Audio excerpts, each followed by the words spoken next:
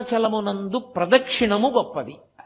అరుణాచల ప్రవేశమునకు ముందు, అరుణాచల ప్రవేశము తరువాత అని జీవుడికి విభాగం చేస్తారు.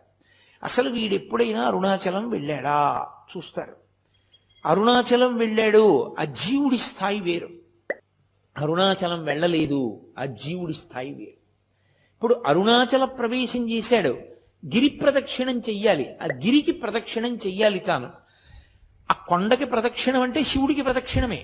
ప్రదక్షిణం అన్న మాటకు అర్థం మీరు బాగా గుర్తుపెట్టుకోవాలి. ఏ బిందువు దగ్గర మీరు బయలుదేరారో తిరిగి ఆ బిందువు దగ్గరికి వచ్చేయాలి. కుడి చేతి వైపుకి మీకు కొండ ఉండాలి, ఉండేటట్టుగా తిరిగి రావాలి. అలా తిరిగి వస్తే దానికి ప్రదక్షిణం అని పేరు.